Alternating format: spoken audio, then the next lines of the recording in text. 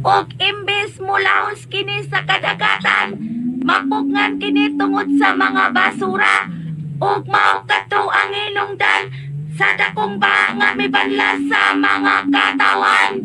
Unsa? Mao kana ang resulta sa mga tao nga wa magpakabana sa kalibutan nga ilang gipuyan. Gipasipadan ninyong mga tao. Dili ko musugot ni may tabunan sa planet Earth. Pero mao na kanay nahitabo karon diol. No! Dagan ang nangamatay o dili imposible nga malakip ang imong pamilya nga mamatay diol. No! Please! Ayaw! Ayaw! Alga, dado na to siya sa laing dapit. Oh, hini. Ah,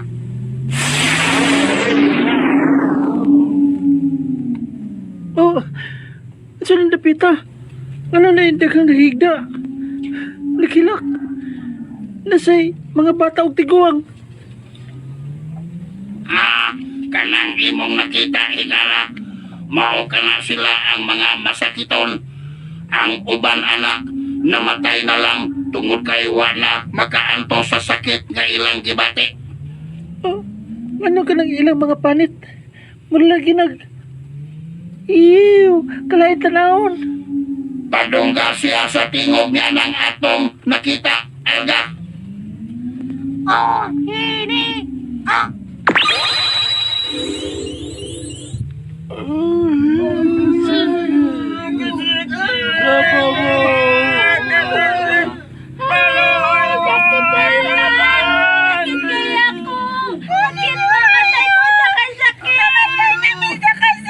Stop na, please! Stop na! Pag nga na! unsay imong gibati ikala? Niluoy ko nila. Mamatay na ba sila? Ang ilang sakit nagagikan sa basura. Mga nakatambak na basura nga gipuy-an sa mga insekto. Sama sa ok-ok, ilaga, lamok, langaw ug uban pa. Nga maoy mitog pa og mipaak sa ilang mga banit ug didto mitakbot sa ilang lawas ang kagaw ug malhinungdan sa ilang sakit. Kana gumikan sa basura nga dili itarong sa paglabay og usa ka sa hinungdan nini higala. Unsa?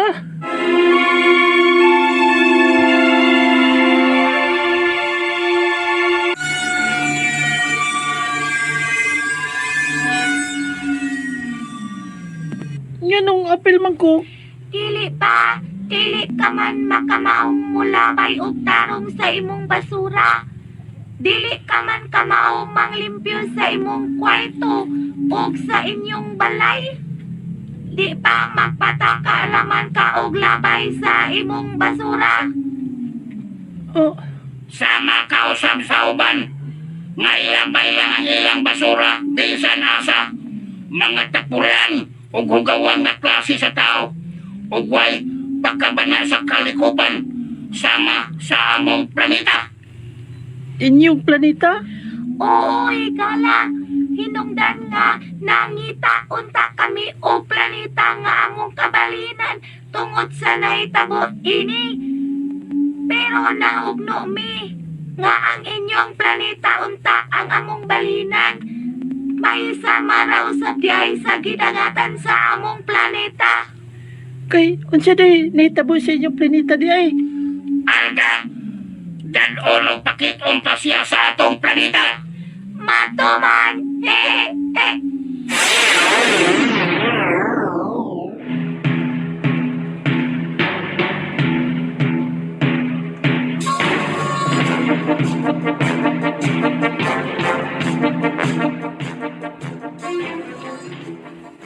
Nagkagubutan rito. Kaya tagang nangreklamo ng landfill. Kaya nanay nidahili gamay sa wang bahin ini. Uy, unya, wa ba kinaliho ka sa tag-iyaan ng landfill? Subaron unta na niya dayon, aron dili makahatag og kadaot sa naa diha sa duol sa iyang landfill. Sige lang siya dawat og kita ana niya. Unya, di siya kasulbad sa reklamos na muyo diha. Mao na ko kayong isyu. Simba ko bag mo collapse na gyud na ba? Daghan gyud ang maamong Madatugan ana. Daghan ang mamatay. Mao gyud mang. Nabawon ming. Na problema ana. Kay duol ra kayo among opisina ana. Ay, nabala ka ba yung ko ni mo, Pang? Alihog in town. Ipaatiman in town na, Pang. Pangusgi ang inyong reklamo, ana. Usaw masagod. Gingnan dili na patambakag basura diha. Kay sobra na kayo. Ambotong nganong wa man gyud na undangi. Gisigihan mahinuon. Kay aron sigig dawat og kwarta, Pang. Mo na hinungdan. Basta kwarta na gani mo lihok, malimot na gyud sa safety sa katawhan. Ay, pait.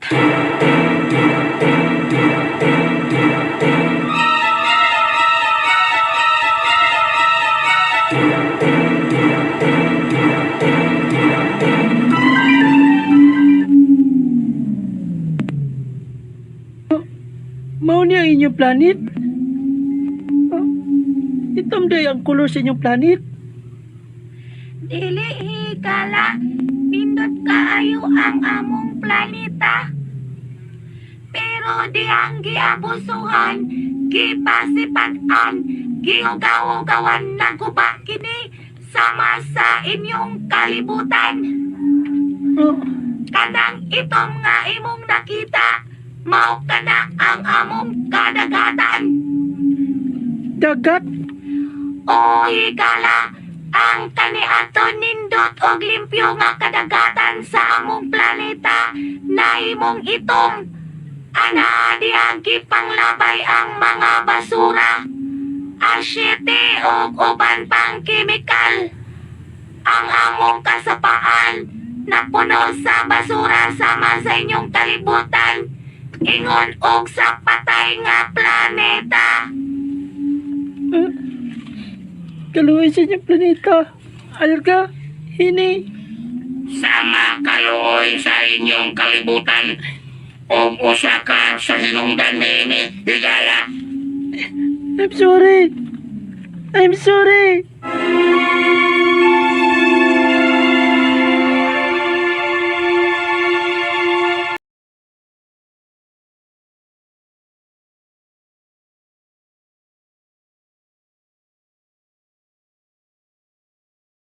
Nandunggan ninyo guys, part 5 sa mga asoy ni Kuya Goliath. Og medyo na-delayed ta guys, no? Tungkol kay brand out kahapon guys. Og Sabado na, Domingo na karon. Bisan pa matutaya po ning ihabol guys, no? Maka-upload yapon ta para dili mabitin ang mga nagsubaybay-anin, no? Labi nila sa itong mga soki na mga listeners.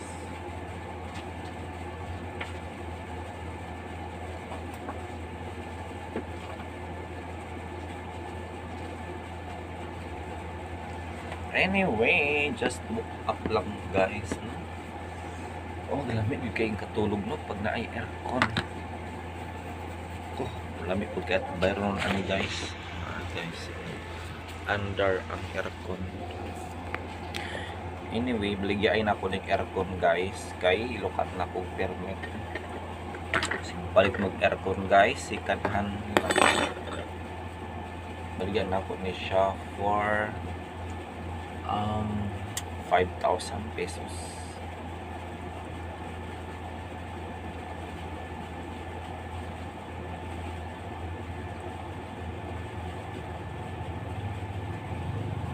Ba sa aircon may isa 5.5 lang siya guys, kusog siya.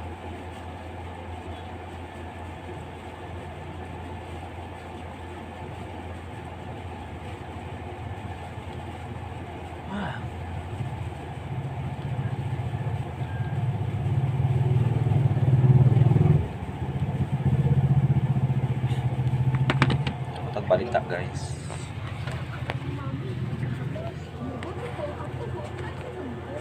Hindi ito dati. It's fake.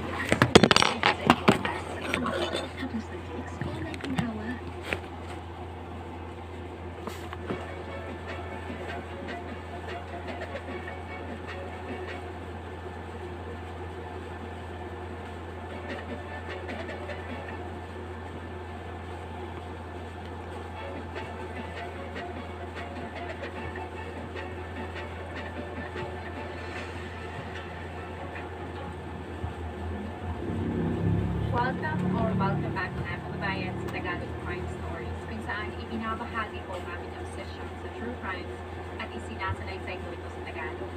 Kung gusto mo mga ganitong contents, make sure to subscribe at turn on all the notifications para lagi kang updated sa mga bago kong videos. Kung gusto mo naman na suportahan ang aking channel sa ibang paraan, you may do so by checking these options.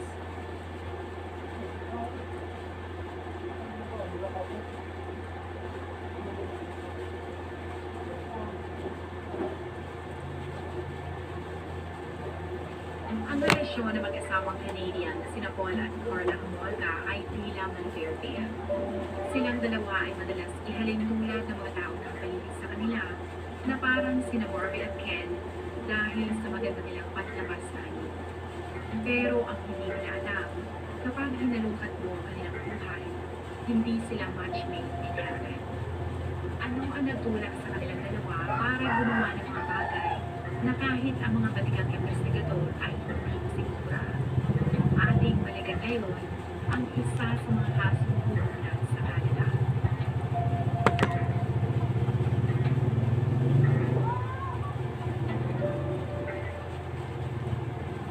Si Paul Bernardo ay mula sa isang mayamang pamilya.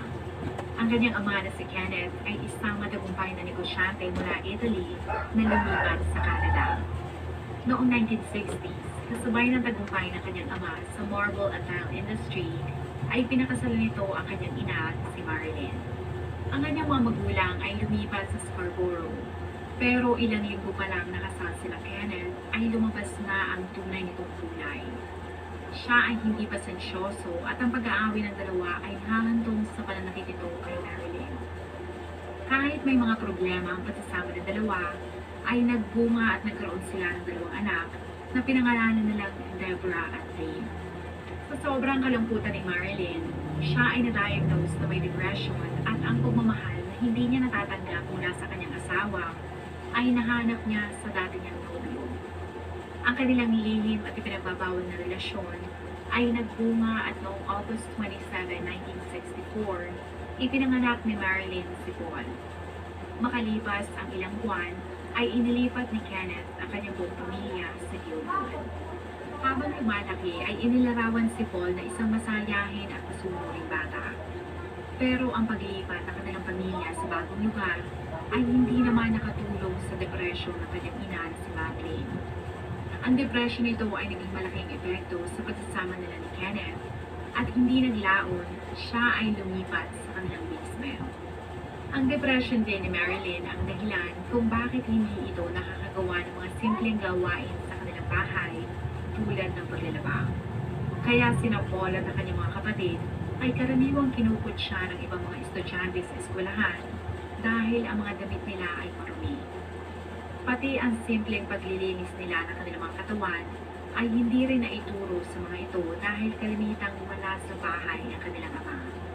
Upang matakasan niya ang hindi magandang sitwasyon sa kanilang tahanan, si Paul ay laging sumasama sa mga weekend programs ng Boy Scouts sa kanilang eskwelahan.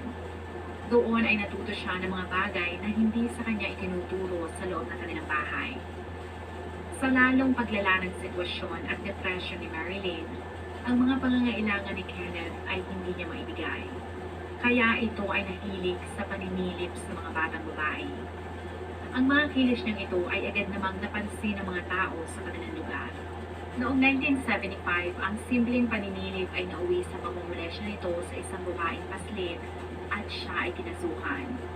Nadiskubre din ng mga kapulisan na ginalaw na rin pala nito ang kanyang sariling anak na si Deborah. Pero ang mas nakakagulat ay hindi pala ito lihim sa kanilang tahanan. Si Paul, ang kanyang kapatid na si Dave, at maging ang sarili niya mismong ina na si Marilyn ay alam ang kalapastangan ng ginagawa ni Kenneth sa kanyang anak na si Deborah. Pero wala silang ginawa. Lumalabas din na hindi lamang nila ito alam, pero ayon sa ulat ay may ilang beses na nakita at nasaksihan mismo nila ang kahayupang ginagawa nito kay Deborah. Noong 16 na taong gulang si Paul, naging malimit ang pakikipag-away niya sa kanyang mga magulang. Sa isang beses nilang pag-aaway, isinigaw ni Marilyn kay Paul na hindi si Kenneth ang kanyang ama. Nang malaman niyang siya ay anak sa labas, lalong lumala ang kanilang mga away at malimit tawagin ni Marilyn si Paul na anak niya sa labas na nanggaling sa impyerno. Bukod sa mga masasakit na salita, kadalasan ding sinisisi ni Marilyn si Paul dahil ito ang di umanong dahilan kung bakit miserable ang kanyang buhay. Pero kahit ganito ang sitwasyon sa loob ng kanilang bahay, ginawa ni Paul ang lahat para hindi ito mahalata ng kanyang mga kaeskwela, maging ng kanyang mga kaibigan. Makalipas ang 1 taon, dahil sa kanyang kabaitan sa mga kabataan, si Paul ay naging isang camp counselor. Ang hindi alam ng taong nagbigay sa kanya ng trabaho, ang binata ay magaling lamang magtago ng kanyang sekreto. Sa loob ng ilang taon, si Paul ay nangongolekta ng mga litrato ng mga bata. Katulad ng kanyang ama, siya ay malimit din nasa kalsada para sundan at pagpasdan ang mga bata. Maging ang paninilip sa mga bintana para makita niyang nagugubad ang mga ito ay ginagawa niya rin. Nang makatapos siya ng high school, pumasok si Paul sa University of Toronto, Scarborough at doon ay kumuha siya ng accountancy. Ayon sa kanyang mga kaeskwela dati, sikat si Paul sa mga babae at karaniwan siyang nakikita na laging mag-date. Ang mga babae naman na nakaka-date niya ay lagi siyang iniiwalayan dahil sa kakaibang hilig nito pag sila ay nagtatahi. Halos lahat ng babae na kanyang nakaka-date ay sinabi na ang kilala nilang mabait na si Paul ay nagiging violente sa kama. Kapag sila ay nagtatali, It's Tagalog Crime Stories. Nice diri nga ako ang guys ng channel kay mga dahil ito ang mga mysteries about crimes.